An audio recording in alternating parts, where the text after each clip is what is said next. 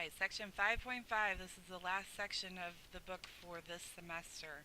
It's inequalities in triangles. So hopefully you're good with your inequalities from algebra.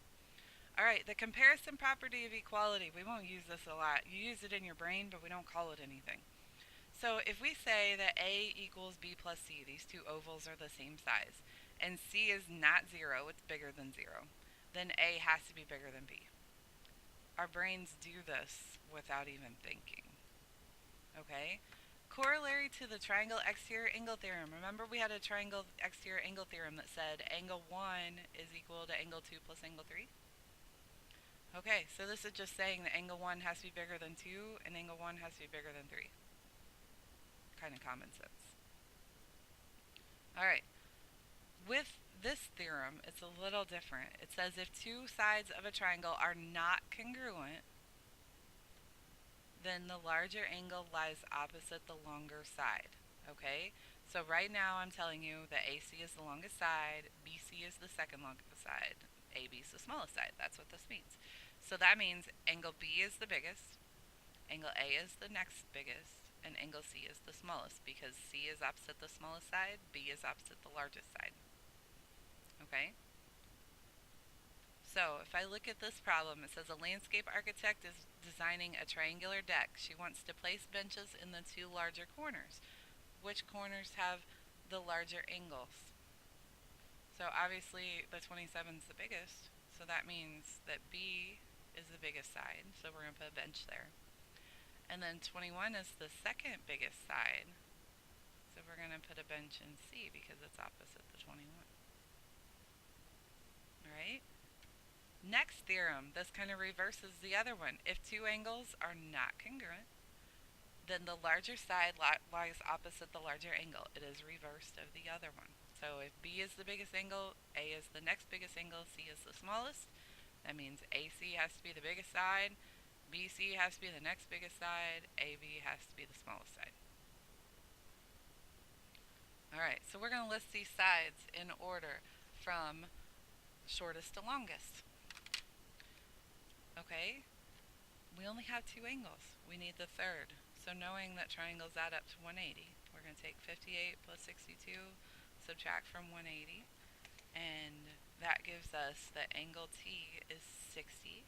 So we'll put 60 up here. Okay, so that means if we list the sides, that means V is the largest angle, so that's opposite the largest side. So this one's the largest side. It'll go last. Okay, so we're going to put UT last. And then the 60 is the next biggest angle, so that means UV is the middle side. So that means opposite the 58, which is the TV, is the shortest side. And you have to read these problems. Sometimes they go shortest to longest, sometimes they go longest to shortest. Alright, so same deal here. We've got a 60 and a 40. That means this angle has to be 80 because we know our triangles. So now we're going from shortest to longest. So X is the smallest angle. That means YZ is the smallest side. And then 60 is the next angle. So XY is the next side. And then the biggest side has to be XZ. Alright, triangle inequality theorem. This is how triangles are put together. The sum of the lengths of any two sides of a triangle is greater than the length of the third. So if you take any two sides of a triangle, you add them together, it has to be bigger than the third side. Automatically every time.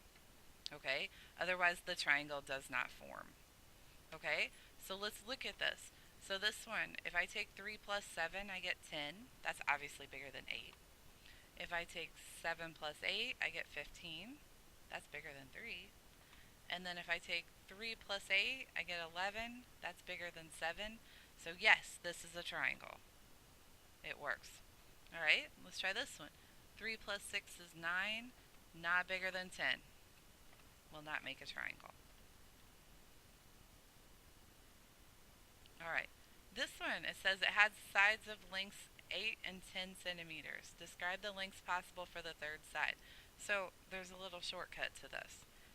You subtract the two numbers. It can't be 2. It has to be bigger than 2. then if you add the two numbers, it can't be bigger than 18 or it won't work. Any number between 2 and 18, not including 2 and 18, will work for this triangle. Okay? Alright, same here. It has 3 and 12, so that means it has to be between 9 and 15.